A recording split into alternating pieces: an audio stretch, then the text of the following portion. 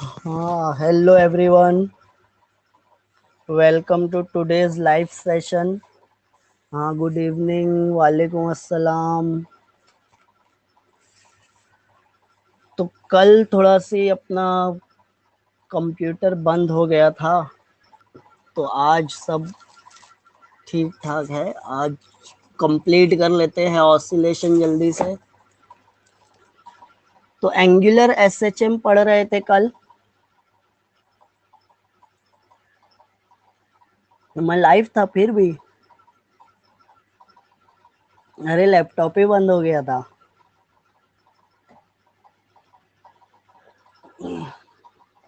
तो शायद log out करना भूल गया. आज वो लॉग आउट किया हूँ मैं वहाँ वो सेशन.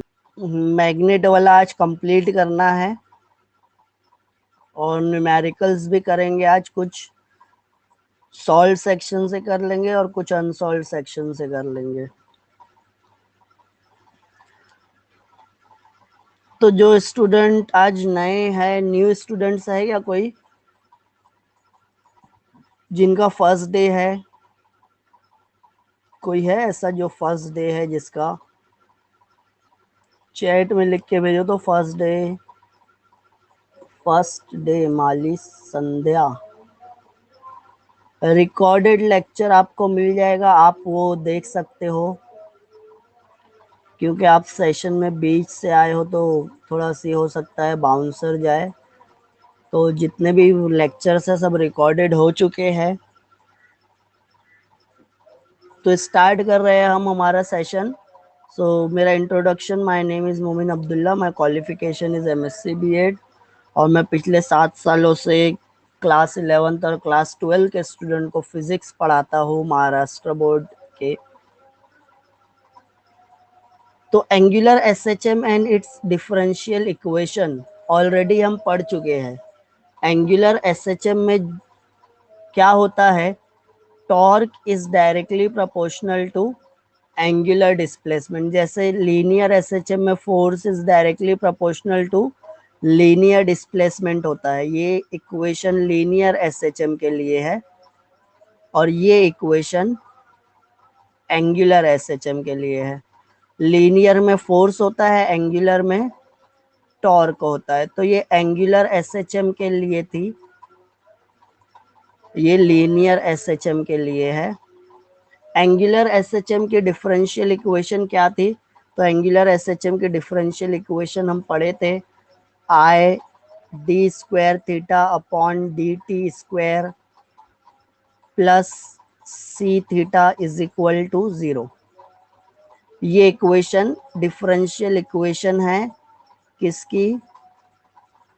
एंगुलर एसएचएम की.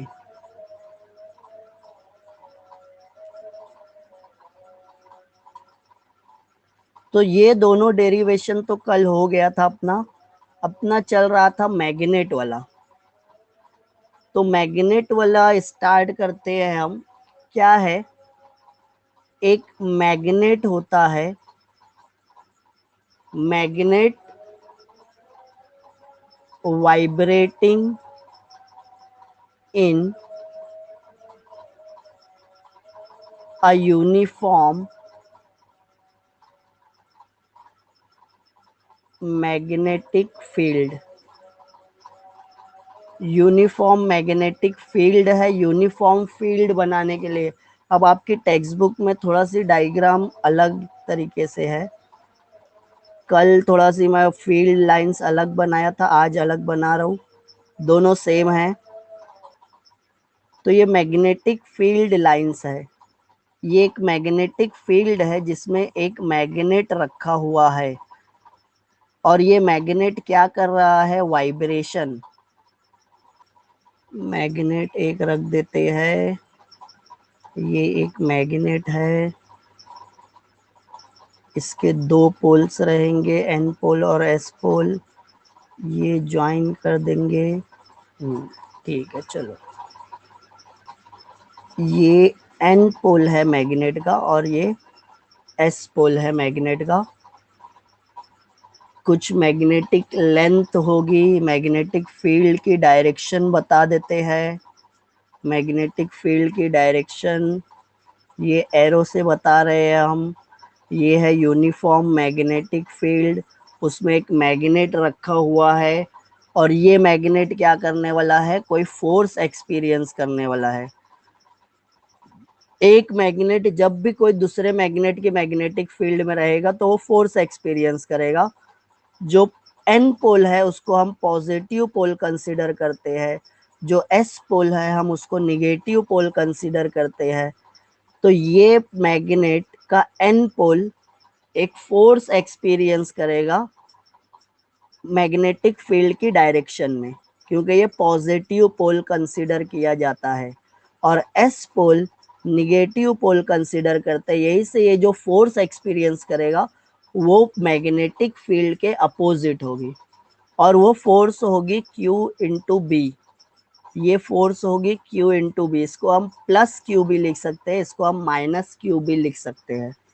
तो अब ये एक मैग्नेट क्या करेगा, मैग्नेटिक फील्ड में रोटेट होने वाला है। रोटेट होने वाला है मतलब ये एन पोल ऐसे मूव होगा, एस पोल ऐसे मूव होगा, फिर वो एक एंड पे जाने के बाद ये रिटर्न भी आएगा। तो ये कुछ ऐसे ऐसे वाइब्रेट हो रहा है, ऊपर का पार्ट भी और नीचे का पार्ट भी, है ना। आप एक पेन को बीच से पकड़ के मूव करोगे तो कुछ ऐसे ये बार मैग्नेट क्या होने वाला है, रोटेट होने वाला है। अब ये बार मैग्नेट जो टॉर्क एक्सपीरियंस कर रही है, यहाँ पे दो फोर्सेस है, कपल ऑफ फोर्सेस को हम बोलते हैं टॉर्क, और टॉर्क जो एक्सपीरियंस कर रहा है वो हम बोलते हैं एम बी साइन थीटा। और हम एक और चीज यहाँ पे कंसिडर करने वाले हैं, if theta is very small, theta क्या है, स्मॉल है, एंड मेजर्ड इन रेडियन, और किस में मेजर कर रहे हैं हम, रेडियन में, तो साइन थीटा थीटा के ऑलमोस्ट इक्वल होता है। तो यहाँ पे ये चीज को कंसीडर करते हुए हम एम बी थीटा लिख लेंगे, टॉर्क की इक्वेशन। और ये एम को ना आपके टेक्स्ट बुक में म्यू लिखा है। म्यू या एम क्या है, मैग्नेटिक डायपोल मोमेंट है। क्या है, magnetic dipole moment. Magnetic dipole मतलब ये बार मैग्नेट, मैग्नेट को फिजिक्स की लैंग्वेज में हम क्या बोलते हैं, मैग्नेटिक डायपोल बोलते हैं, राइट। तो ये मैग्नेटिक डायपोल का मोमेंट कैपिटल एम भी लिखते हैं। ये डेरिवेशन ना हम 11th स्टैंडर्ड में किए हैं, टॉर्क का बहुत सारे चैप्टर्स में, magnetic effect of an electric current, magnetism, और फिर चैप्टर फोर्सेस का कोई चैप्टर नंबर 4 था जिसमें लॉज ऑफ मोशन पढ़ते थे न्यूटन के। तो ये टॉर्क वहां पे हम कैलकुलेट करते थे, एम बी साइन थीटा आता था। फिर हम यहाँ पे कंसीडर कर रहे हैं कि थीटा बहुत स्मॉल है और रेडियन में मेजर कर रहे हैं, तो वो साइन थीटा के इक्वल हो जाएगा। तो ये एम को म्यू भी लिख सकते हैं। तो मैं torque is equal to tau mu B theta लिखता हूँ। तो ये भी वही इक्वेशन है, दोनों इक्वेशन में कोई डिफरेंस नहीं है। समझ में आ रहा है। अभी तक हम एम यूज करते थे, यहाँ पे ये चैप्टर में आपका म्यू यूज कर लिया है, तो कंफ्यूज नहीं होना है। तो ये टॉर्क तो मैग्नेट एक्सपीरियंस कर रहा है, ये टॉर्क की वजह से वो रोटेट हो रहा है, बट उसको इक्विलिब्रियम पे लाने के लिए एक और टॉर्क एक्ट हो रही है। वो टॉर्क क्या होती है, आई अल्फा।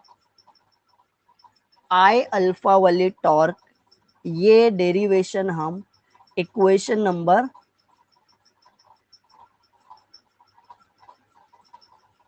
राइटिंग समझता नहीं, राइटिंग नहीं समझ रही है। अच्छा, ये रूबा को कोई डाउट है क्या, तो आप चैट सेक्शन में पूछ सकते हो।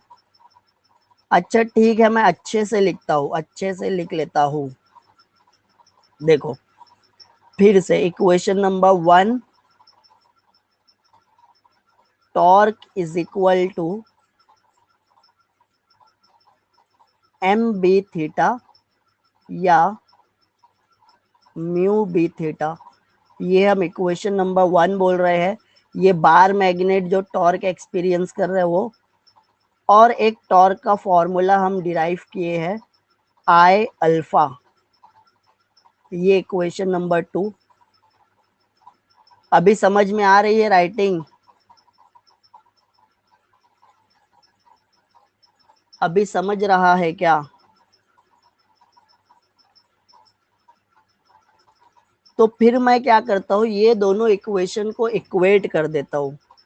फर्स्ट वाली इक्वेशन भी टॉर्क की है, सेकंड वाली इक्वेशन भी टॉर्क की है, मतलब I alpha is equal to mu B theta. Alpha को यहाँ पे ले आओ या आई को यहाँ पे ले आओ तो अल्फा का फॉर्मूला हमारे पास मिल जाएगा। आई को लेके आते हैं, अल्फा का फॉर्मूला मिल रहा है हमको mu B divided by I into theta. ये समझ में आया? यहाँ पे ब्रैकेट यूज किए हैं क्योंकि वो कांस्टेंट है। यहाँ पे निगेटिव साइन रहेगा, यहाँ पे भी negative sign. Torque and theta are oppositely directed, opposite direction में है, यही से टॉर्क। थीटा को सेपरेट क्यों लिखा? क्योंकि थीटा चेंज होगा, मतलब अल्फा चेंज हो रहा है। यहाँ पे जब मैग्नेट एंगुलर एसएचएम परफॉर्म करेगा ना, ये एक मैग्नेट है और ये क्या कर रहा है, फील्ड के साथ साथ एंगुलर एसएचएम परफॉर्म कर रहा है। ये थीटा बनता है, दिस एंगल इज थीटा। जब ये मूव होगा या एंगुलर एसएचएम परफॉर्म करेगा तो थीटा चेंज होगा। थीटा चेंज होगा, बट ये जो म्यू है, बार मैग्नेट का जो मैग्नेटिक डायपोल, ये नहीं चेंज होगा। जो फील्ड में रखे हैं उसको, वो फील्ड का मैग्नेटिक इंडक्शन भी नहीं चेंज होने वाला है। और आई जो मोमेंट ऑफ इनर्शिया है वो भी नहीं। ब्रैकेट में जो भी लिखे हैं वो कांस्टेंट रहने वाला है। ब्रैकेट के बाहर थीटा लिखे हैं मतलब वो चेंज हो रहा है। तो mu B and I are constant. Mu B और आई क्या मिलने वाला है, कांस्टेंट मिलने वाला है। यही से उसको एक साथ ब्रैकेट में लिख दिए है। तो अब अगर मैं ये थीटा को अल्फा के साथ ले आता हूं तो थीटा अपॉन अल्फा की इक्वेशन क्या मिलेगी, म्यू बी अपॉन आई मिलेगी क्या? माइनस साइन ऑफ कोर्स होगा, ये समझा? What is alpha? अल्फा क्या है?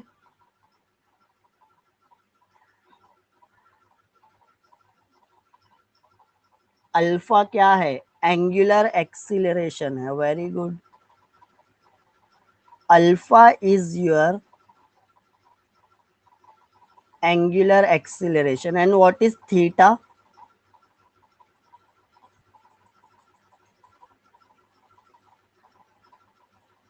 Angular displacement. Angular displacement.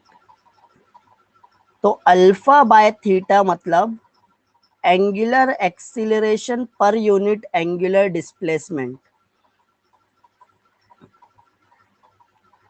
Angular acceleration per unit angular displacement. Waves का टॉपिक अभी स्टार्ट नहीं हुआ है, कल स्टार्ट करेंगे। अब ओमेगा ना, देखो ओमेगा का फॉर्मूला क्या होता है, और मैं यहाँ पे एक इक्वेशन लिखता हूँ। आई होप तुमको ये इक्वेशन याद होगी। Acceleration is equal to minus omega square X. तो मैं जब ओमेगा स्क्वायर लिखता हूँ तो ए बाय एक्स लिख लूंगा। तो यहाँ से ओमेगा की वैल्यू आ जाती थी रूट ए बाय एक्स। ये इक्वेशन ऑलरेडी हम पहले, इससे पहले भी सॉल्व किए हैं। What is A? ए है linear acceleration. What is x? Linear displacement. Linear acceleration upon linear displacement का रेशो, उसका रूट निकालो तो ओमेगा मिलता है। ये कौन से मोशन के लिए है? लीनियर मोशन के लिए था, या लीनियर एसएचएम के लिए था। तो एंगुलर एसएचएम के लिए ओमेगा क्या होगा? एंगुलर एसएचएम में हमारे पास अल्फा अपॉन थीटा, ये मॉडिफाइड फॉर्मूला है। किसके लिए? Modified formula for angular SHM. ये लीनियर एसएचएम में क्या लिखते थे? Square root of A by x. A क्या था? Linear acceleration divided by linear displacement. तो angular acceleration divided by angular displacement, ये एंगुलर एसएचएम के लिए ओमेगा का फॉर्मूला बन जाएगा। Getting it? तो ये ए बाय अल्फा, देखो इक्वेशन नंबर 4 से, alpha by theta mu B upon I होता है। तो मैं ओमेगा को क्या लिख सकता हूं? Mu B upon I. Negative sign नहीं ले रहे हैं, मैग्नीट्यूड ले रहे हैं। इन मैग्नीट्यूड ऐसा लिख लेना है। वो negative positive sign direction indicate करता है, हमको डायरेक्शन से कुछ लेना देना नहीं है। तो मैं ओमेगा क्या लिख लिया? Mu B upon I. हमको टाइम पीरियड फाइंड आउट करना है, तो ओमेगा का फॉर्मूला होता है 2 पाई बाय कैपिटल टी। तो कैपिटल टी का फॉर्मूला हो जाएगा 2 पाई बाय ओमेगा, और हम लिख सकते हैं 2 pi by root alpha upon theta. ये देखो यहाँ पे ओमेगा किसके इक्वल है? Alpha upon theta. But alpha by theta किसके इक्वल है? Root mu B upon I के इक्वल है। Denominator of the denominator becomes numerator, तो 2 पाई स्क्वायर रूट में I upon mu B. This is the time period of a bar magnet which is vibrating in a uniform magnetic field. समझा? Time period capital T of bar magnet vibrating in uniform magnetic field क्या आ गया? 2 pi square root of I upon mu B. अब यहाँ पे time period तो capital T है, I क्या है? सॉरी, आई क्या है? Moment of inertia of bar magnet.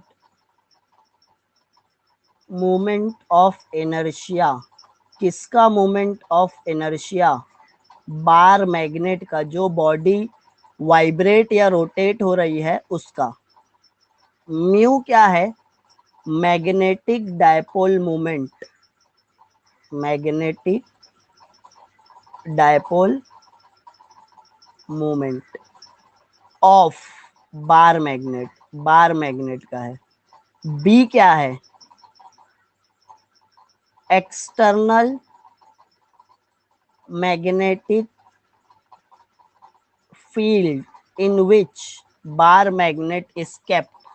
Bar magnet को जो मैग्नेटिक फील्ड में रखे है, वो मैग्नेटिक फील्ड की वैल्यू बी है। समझ में आ गया ये? Got it?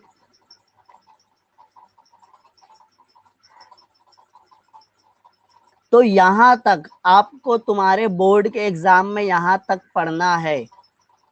आगे जो भी है डैम्प ऑसिलेशन है, free oscillation, force oscillation, resonance, वो सब डिलीटेड हो गया है ये एकेडमिक ईयर के लिए।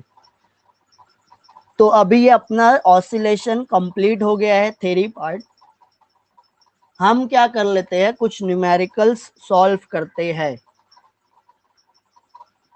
कोई डाउट है क्या चैप्टर में तुमको? कोई ऐसा न्यूमेरिकल जो समझना हो? ठीक है। स्क्रीन दिख रहा है अभी सबको?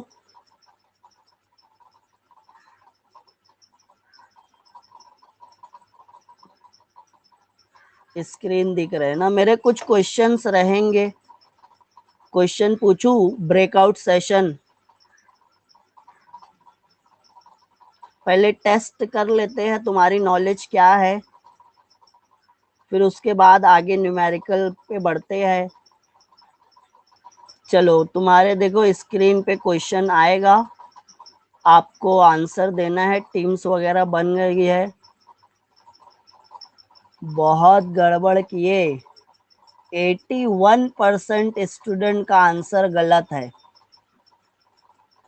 वेलोसिटी मैक्सिमम कहाँ पे होती है, मीन पे या एक्सट्रीम पे?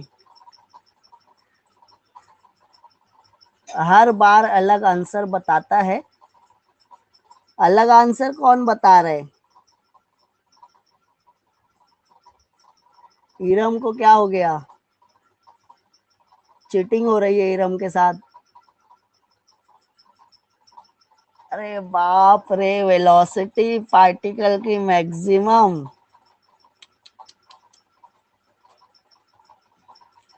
मनीषा क्या पढ़े, चैप्टर खत्म हो गया। पार्टिकल एक्सट्रीम पे जा रहा है, उसको एक फोर्स पुल कर रही है मीन की तरफ। इतना इजी क्वेश्चन 81% स्टूडेंट गलत दिया आंसर। चलो ठीक है, कोई बात नहीं। नेक्स्ट क्वेश्चन आ रहा है तुम्हारे स्क्रीन पे। रेडी हो अभी? हाँ हाँ, अभी रेडी हो नेक्स्ट क्वेश्चन के लिए?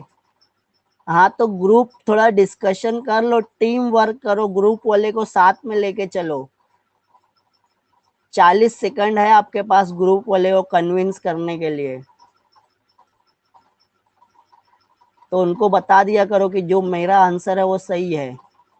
चलो next question. Very good, 53% students का आंसर करेक्ट है। फाल्कन्स, फारूकी दरक्षा, ईश्वर पवार, आकांक्षा, नून एडमिन, फर्स्ट सबका 600। नेक्स्ट। अरे बाप रे, बस हुआ ना, दो हो गया, एक कल वाला और एक आज वाला। अब नेक्स्ट क्या, एक और? अब ये लास्ट रहेगा, इसके बाद ना न्यूमेरिकल भी करने गए। हाँ, अपने को आज खत्म करना है ये चैप्टर।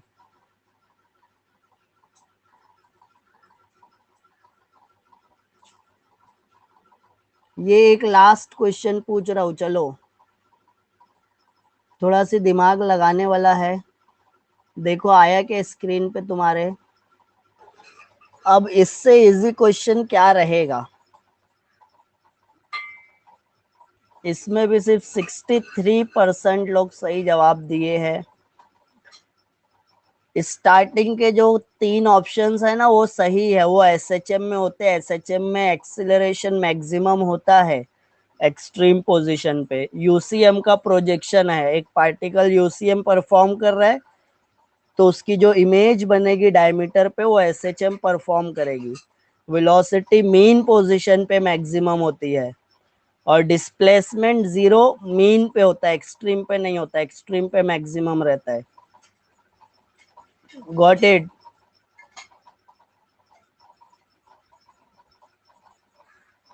चलो आ जाओ न्यूमेरिकल पे। थोड़ा सी वार्म अप हो गया ना। न्यूमेरिकल स्टार्ट करते हैं। तो तुम्हारी टेक्स्ट बुक में जो सॉल्व्ड न्यूमेरिकल है वो पहले देख लेते हैं। टेक्स्ट बुक के न्यूमेरिकल्स अच्छे से पढ़ना है तुमको। क्या दिया है? A body of mass 0.2 kg performs linear SHM. It experiences a restoring force of 0.2 Newton when its displacement from the mean position is 4 centimeter. क्या क्या दिया है चलो बताओ। मास दिया है, मास है 0.2 kg, ये ऐसा गिवन लिख लेते हैं। फिर उसके बाद रिस्टोरिंग फोर्स दिया है तो F लिख लेते हैं 0.2 न्यूटन। डिस्प्लेसमेंट दिया है 4 सेंटीमीटर। इसको मीटर में कन्वर्ट करना है तो 10⁻² से मल्टीप्लाई करना पड़ेगा। अब क्या फाइंड आउट करना है? फोर्स कांस्टेंट फाइंड आउट करना है। तो फोर्स कांस्टेंट मतलब के फाइंड आउट करना है। पहला क्या फाइंड आउट करना है? के। और फॉर्मूला दिया हुआ है। रिस्टोरिंग फोर्स का फॉर्मूला क्या रहता है? F is equal to -kx। Minus नहीं भी लिखोगे चलेगा, प्लस माइनस से कुछ लेना देना नहीं है। तो k का फॉर्मूला हो जाएगा F अपॉन x। F की वैल्यू है 0.2, x की वैल्यू है 4 इंटू 10⁻²। तो -2 ऊपर जाके +2 हो जाएगा, 10⁻², मतलब ये 20/4। तो k की वैल्यू हो जाएगी 5 न्यूटन पर मीटर। सही है ये। उसके बाद क्या बोला है? Period of SHM। सेकंड हमको टाइम पीरियड फाइंड आउट करना है। तो हमारे पास टाइम पीरियड के लिए ओमेगा होता है 2π/टी। तो टी का फॉर्मूला हो जाएगा 2π/ओमेगा। बट ओमेगा कैसे फाइंड आउट करोगे? तो ओमेगा का फॉर्मूला होता है स्क्वायर रूट ऑफ k/m। ये बताया था फॉर्मूला। तो जब यहाँ पे ओमेगा रखोगे तो k/m हो जाएगा m/k। अब m की वैल्यू 0.2 है, k फोर्स कांस्टेंट 5 है, वो रख के कैलकुलेट कर लोगे, आपको ओमेगा मिल जाएगा। एक्सीलरेशन, एक्सीलरेशन फाइंड आउट करना है। एक्सीलरेशन कहाँ पे फाइंड आउट करना है? Acceleration of the body when it's displacement from the mean position is 1 centimetre. जब डिस्प्लेसमेंट 1 सेंटीमीटर है, मतलब x की वैल्यू 1 सेंटीमीटर मतलब -2 मीटर, तब एक्सीलरेशन क्या होगा? तो एक्सीलरेशन का फॉर्मूला ओमेगा स्क्वायर एक्स और minus omega square x. Omega square मतलब यही वाले ओमेगा के फॉर्मूले को स्क्वायर कर दिया तो k/m हो जाएगा। तो -k/m इंटू एक्स। k की वैल्यू क्या निकाले थे हम? 5। m की वैल्यू क्या है? 0.2। और x की वैल्यू क्या है? 1 सेंटीमीटर मतलब 10⁻²। तो अब ये कैलकुलेट करोगे आप, कितना आएगा? जो भी वैल्यू आएगी ये 10⁻1 2 हो जाएगा। बोलो। x की वैल्यू, हाँ, यहाँ पे देखो, हाँ बता रहे हैं सुन लो।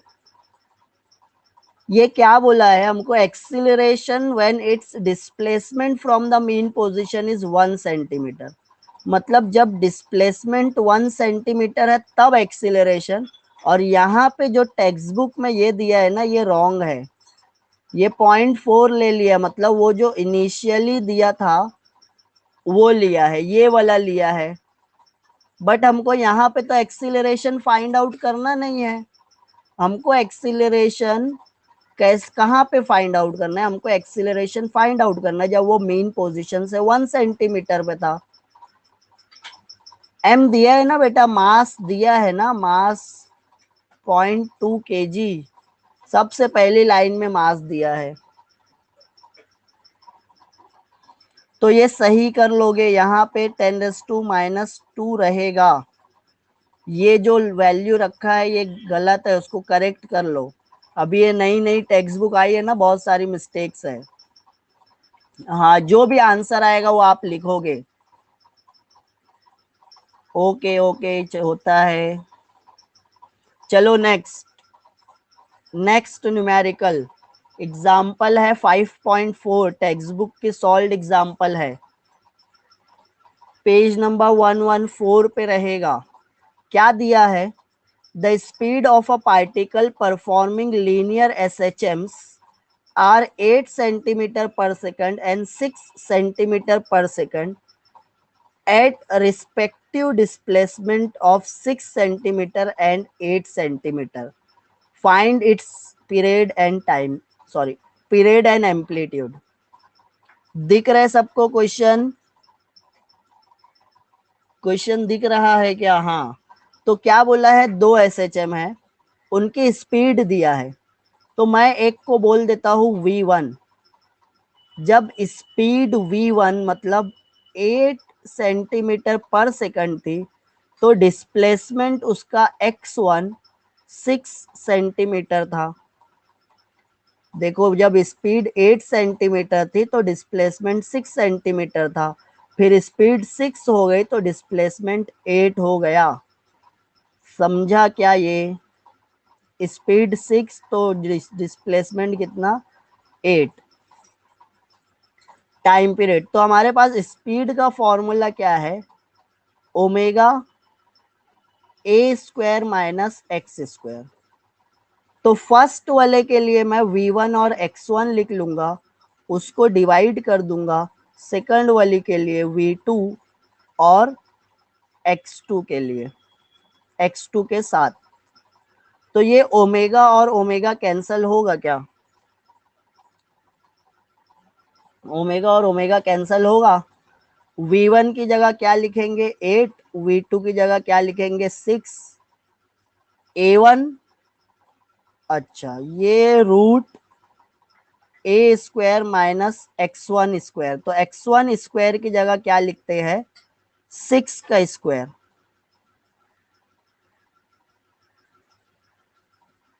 डिवाइडेड बाय A² माइनस 8 का स्क्वायर।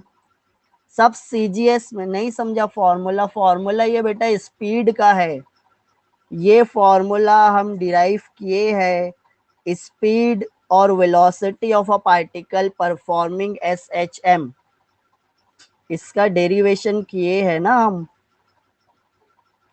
तुम शायद लेट आए रहोगे।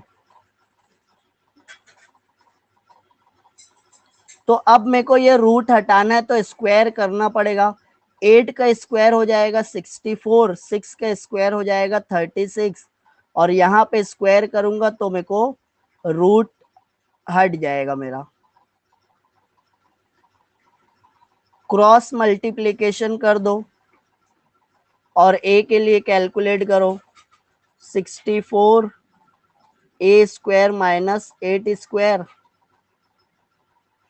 है ना, ये 64 के साथ A² माइनस 8² जाएगा, और 36 के साथ A² माइनस 6² जाएगा। मल्टीप्लाई कर दो, 64 A² माइनस 64 इंटू 64 ऐसा मिलेगा क्या? 36 A² माइनस 36 इंटू 36 ऐसा मिलेगा क्या? 64 का स्क्वायर कितना होता है, जल्दी से बताओ। ये मैं इसको यहां पे लेके जाऊंगा, 64A² ऐसे ही है, प्लस 36A² यहाँ पे आएगा तो माइनस 36A² हो जाएगा। ये वाला ऑलरेडी माइनस में है। हाँ अच्छा, हाँ वेरी गुड। तो ये 64 इंटू 64 कितना होता है, माइनस में है, यहाँ आएगा तो प्लस में हो जाएगा 4096। और ये जो है ये यही रहेगा। 36 का स्क्वायर क्या होता है बेटा, 36 का स्क्वायर बोलो जल्दी से। 1296। चलो 64a² में से 36a² निकाल दो, कितना बचेगा। 64 में से 36 निकाल दो ना, यहाँ से 4 वहां का 4, 28 बचा क्या कि 38, 38 की 28, 28a²। और जब ये दोनों को 4000 में से 1200 निकाले तो 2800 बचेगा क्या। तो a² हो जाएगा 2800/28, मतलब ये 100 हुआ।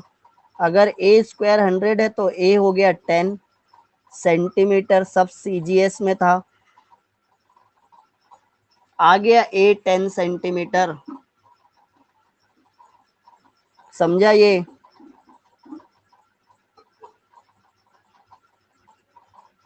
देखो a आ गया है 10 सेंटीमीटर। अब a की वैल्यू हमको पता है, तो a की वैल्यू या तो आप v1 वाली इक्वेशन में रख लो या तो v2 वाली इक्वेशन में, और ओमेगा के लिए कैलकुलेट करते हैं। चलो अब मैं लिख लेता हूं v1 is equal to omega a² minus x1²। तो v1 की वैल्यू क्या थी, v1 की वैल्यू थी 8 और x1 की वैल्यू थी 6। तो ये मैं 8 लिखा, ये ओमेगा लिखा, ये 10 का स्क्वायर और ये 6 का स्क्वायर। तो ये ओमेगा 10 का स्क्वायर 100, 36 मतलब हो गया 64। 64 का रूट होता है 8 ओमेगा, ये 8, ये 8 कैंसल, ओमेगा आ गया 1। बट हमको ओमेगा नहीं फाइंड आउट करना है, हमको तो टाइम पीरियड फाइंड आउट करना है। ओमेगा की वैल्यू आई है अभी रेडियन पर सेकंड, आप बोल सकते हो ये रेडियन पर सेकंड है। ओमेगा इज इक्वल टू 2π/कैपिटल T।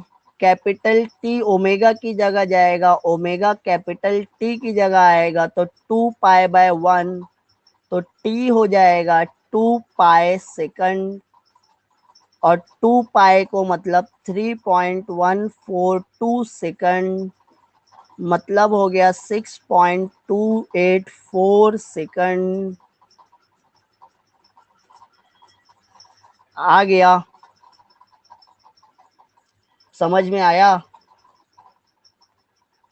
यही है कि एक बार आंसर चेक कर लेते हैं। 6.28 सेकंड, 10 सेंटीमीटर, समझा ये। ओके चलो आगे बढ़ते हैं।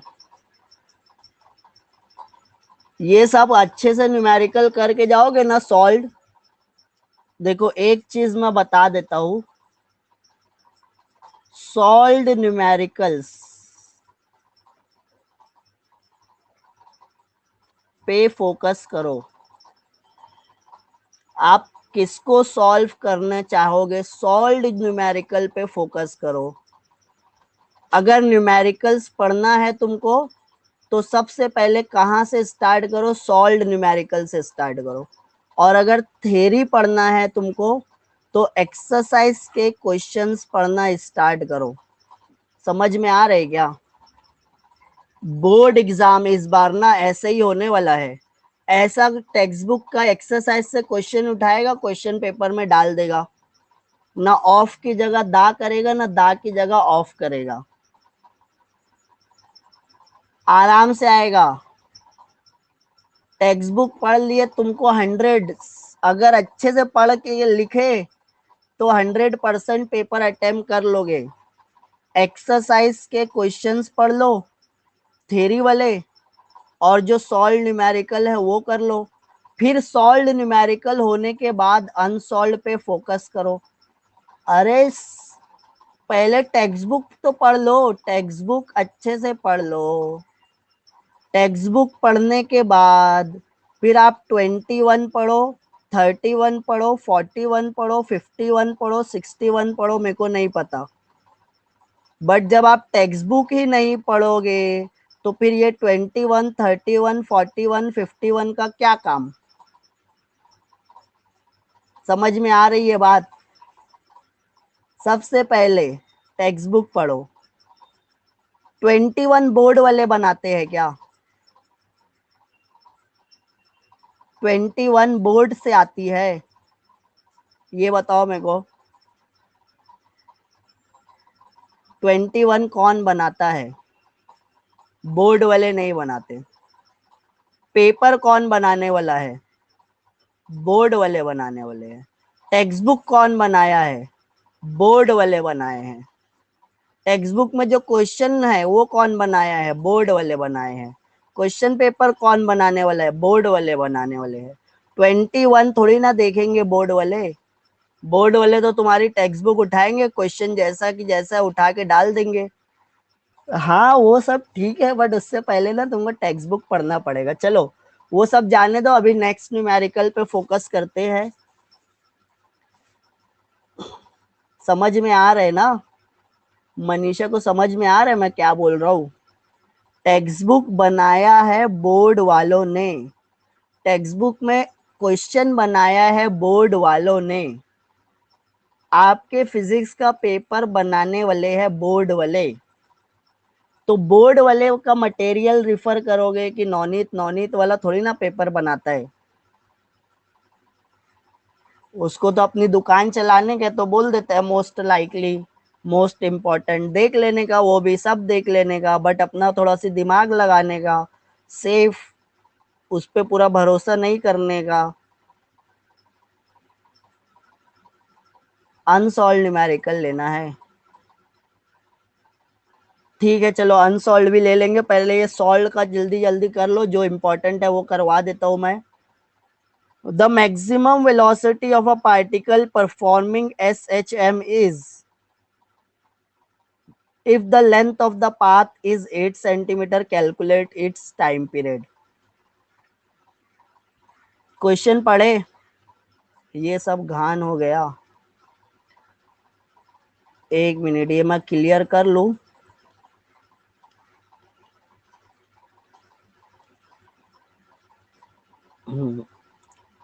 क्वेश्चन समझ में आया क्या? क्वेश्चन में क्या क्या गिवन है थोड़ा बता सकते हो? What are given quantities? Question तो पढ़ के इतना तो लिखने आना चाहिए तुमको कि क्या क्या दिया हुआ है। जब तक मैं क्लियर कर लूं।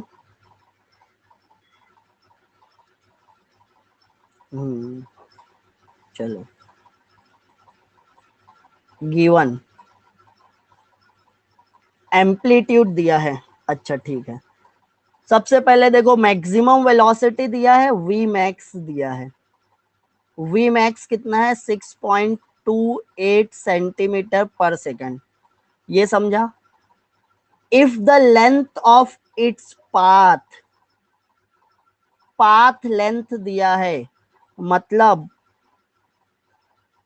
अच्छा आप पाथ लेंथ किसको बोलोगे? ये पॉइंट ओ है, ये पॉइंट ए है, ये पॉइंट बी है। तो जब मैं पाथ लेंथ बोल रहा हूं तो मैं ए से बी तक का डिस्टेंस मेजर करूंगा या ओ से ए तक का?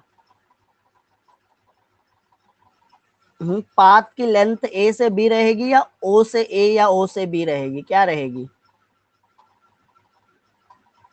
तो ये तो 8 सेंटीमीटर पूरे पाथ की लेंथ, ये पूरे रास्ते की लेंथ दी है ना। तो ये है आपका 8। तो एम्पलीट्यूड 8 होगा क्या? एम्पलीट्यूड 8 नहीं होगा। एम्पलीट्यूड क्या होगा? इसका हाफ। एम्पलीट्यूड क्या हो जाएगा? एम्पलीट्यूड 4 सेंटीमीटर हो जाएगा।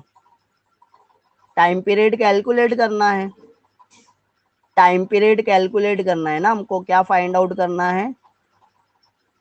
Time period. वेलोसिटी मैक्सिमम कहाँ पे होती है? वेलोसिटी मैक्सिमम कहाँ पे होती है? मीन पोजीशन पे। मीन पोजीशन, अच्छा वेलोसिटी का कुछ फॉर्मूला था, क्या था? Omega A square minus x square था, ये एनी पोजीशन। बट जब मैं स्पेसिफाई कर दिया कि मीन पोजीशन पे वेलोसिटी हो गई मैक्सिमम, मतलब डिस्प्लेसमेंट कितना है? मीन पोजीशन पे डिस्प्लेसमेंट कितना है? 0। फिर ये आप x की वैल्यू 0 पुट कर दो ऊपर, ऊपर वाली इक्वेशन में x की जगह 0 लोगे तो मैं v मैक्स की इक्वेशन क्या लिख सकता हूँ? ओमेगा a लिख सकता हूँ क्या? देखो जरा, सही है क्या? अब मेरे को v मैक्स की वैल्यू पता है, मेरे को a की वैल्यू भी पता है, और मेरे को ये भी पता है कि ओमेगा का फॉर्मूला होता है 2π/t। तो अब आप टाइम पीरियड फाइंड आउट कर सकते हो ना। तो पहले तो ओमेगा का फॉर्मूला लिख लेते हैं। ओमेगा क्या हो जाएगा? वी मैक्स बाय ए हो जाएगा क्या? ए यहाँ पे आ जाएगा ना वी मैक्स के नीचे। तो omega is equal to V max by A, और omega is equal to 2π/t। तो ये दोनों को मैं इक्वल बोल देता हूँ, आराम से लिख सकते हो आप। 2π/t is equal to V max by A. ये जो t है यहाँ पे ले आओ, ये जो वी मैक्स बाय ए है यहाँ पे a बाय वी मैक्स हो जाएगा। तो अब t का फॉर्मूला क्या हो गया? 2π/a upon V max. समझा? 2 × 3.142। a एम्पलीट्यूड कितना था? 4 था। वी मैक्स की वैल्यू 6.28 थी क्या? वी मैक्स की इक्वेशन देखो 6.28। तो पाए को 2 से मल्टीप्लाई करेंगे ना तो ये वी मैक्स और ये कैंसिल हो गया, टी बचा 4। आपका आंसर आ गया 4 सेकंड। समझा ये?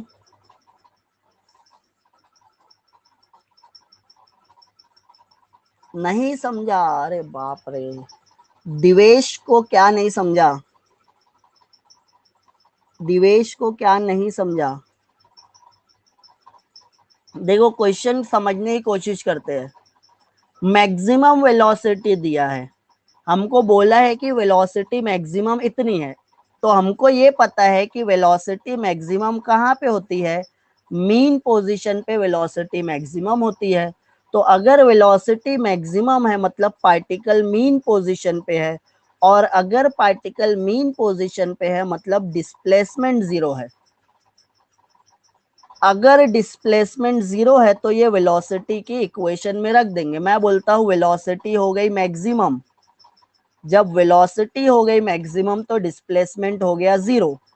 तो ये जो वेलोसिटी की इक्वेशन है उसमें x की जगह 0 और v की जगह v मैक्स, तो हमको मिल जाएगा omega a।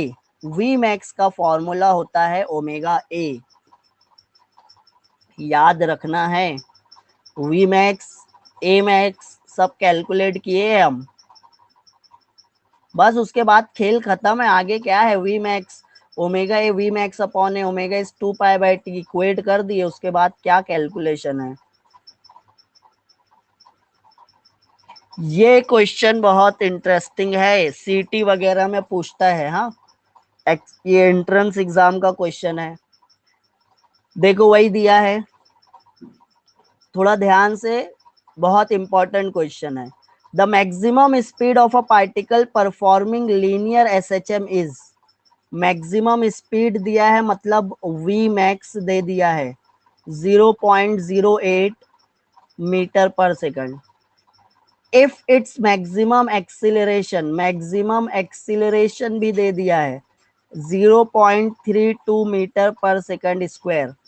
Calculates it's period and amplitude.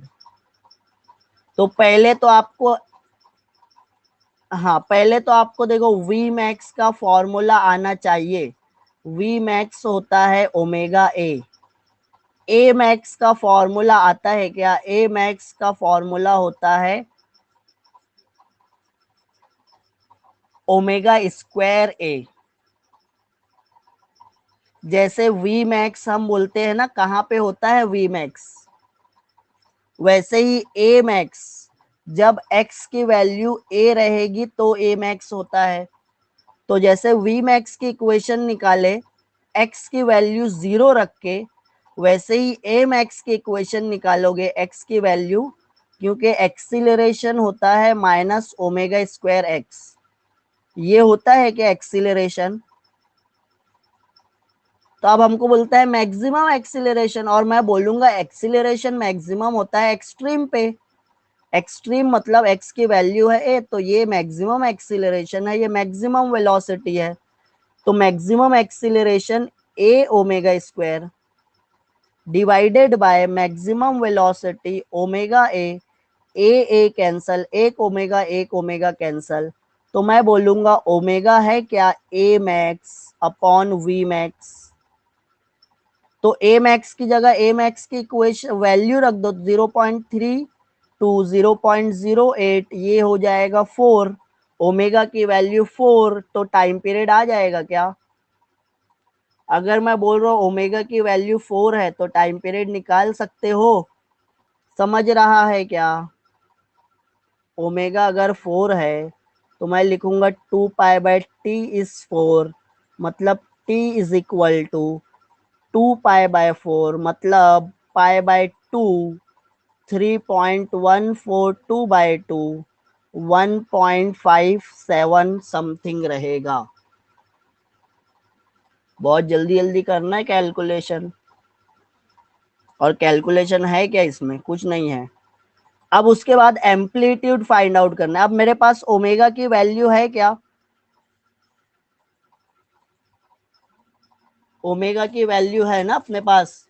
तो ओमेगा की वैल्यू पुट करके अपन क्या करते हैं, वी मैक्स की इक्वेशन में ओमेगा की वैल्यू पुट करते हैं और एम्पलीट्यूड फाइंड आउट करते हैं।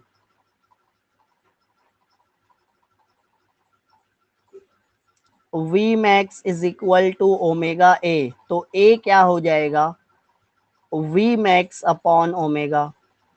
वी मैक्स क्या था? Velocity 0.08 omega 4। तो जब आप इसको सॉल्व करोगे तो क्या हो जाएगा? 2 × 10⁻² मीटर। Got it? 2 सेंटीमीटर, और मैं लिखा हूं 2 × 10⁻² मीटर। वही बात है, आ गया ना आंसर? ये समझा क्या?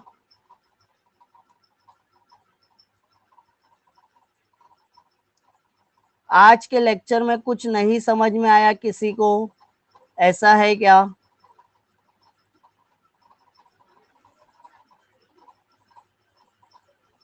कुछ न्यूमेरिकल्स और करवाना था बट अब टाइम नहीं है, तो थोड़ा सी तुम लोग करो। टेस्ट सीरीज कब स्टार्ट करोगे? मैं असाइनमेंट देता हूँ ना, असाइनमेंट दूं? 20 MCQ सॉल्व करो चैप्टर नंबर 1 के, या तो मैं क्वेश्चन पेपर देता हूँ ट्यूटोरियल टाइप, वो सॉल्व करो। क्या चाहिए?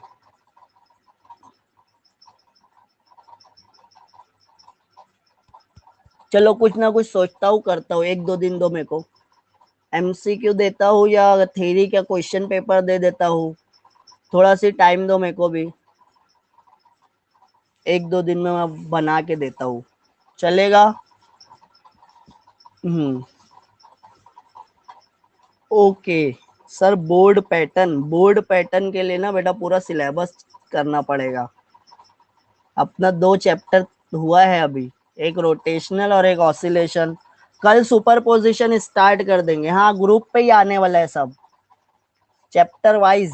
अच्छा हर चैप्टर के क्वेश्चन, ठीक है चलो मिल जाएगा। तो पहले रोटेशनल का दे देता हूँ, राइट। पहले मैं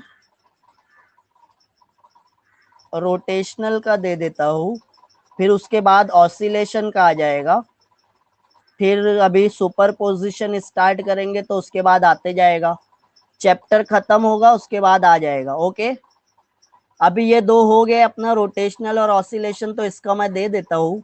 एक दो दिन दो मेरे को, संडे को बैठ के बनाता हूँ मैं। क्वेश्चन राइटिंग स्किल, ठीक है, ये डिस्कस करेंगे अपन थोड़ा सी। हाँ, 23 को एग्जाम है, आज 12 फेब है, सब बहुत चीज डिस्कस करना है। करेंगे करेंगे, सब है, 2 महीना है, टेंशन मत लो। 2 मंथ, और टाइम टेबल अभी पक्का वाला आया नहीं है ना, पक्का टाइम टेबल आने दो। ओके ओके ओके, ठीक है, फाइन, करते हैं 1 2 दिन दो मेरे को, मैं थोड़ा सी ना, मेरी 3 4 दिन से तबीयत सही नहीं थी, अभी थोड़ा है ठीक, तो मैं करता हूँ। नोट्स नोट्स भी दे देंगे, नोट्स भी मिल जाएगी। नोट्स तो मिल ही रही है ना, ग्रुप पे है ही ना, नोट्स तो ग्रुप पे डेली भेज रहा हूँ मैं। हैंड राइटिंग, अरे भाई कंप्यूटर पे टाइप की है, बहुत मेहनत की है उसमें अब्दुल्ला सर। एग्जाम कंफर्म है, बट टाइम टेबल कंफर्म नहीं है कि कब से स्टार्ट होगा। 23 की जगह 24 भी हो सकता है, 25 भी हो सकता है, पहले इंग्लिश का था तो पहले फिजिक्स का भी हो सकता है, ये सब तो कंफर्म मिले। टाइम टेबल आने वाला है शायद ये वीक, है सब कंफर्म है। एग्जाम तो लेंगे भैया, एग्जाम तो होने वाला है, एग्जाम से नहीं बच पाओगे। अब वो अलग बात है कि पेपर इजी आ जाए और तुम 90% ले आओ। चलो ठीक है, आज के लिए इतना ही। Tata bye bye, see you tomorrow.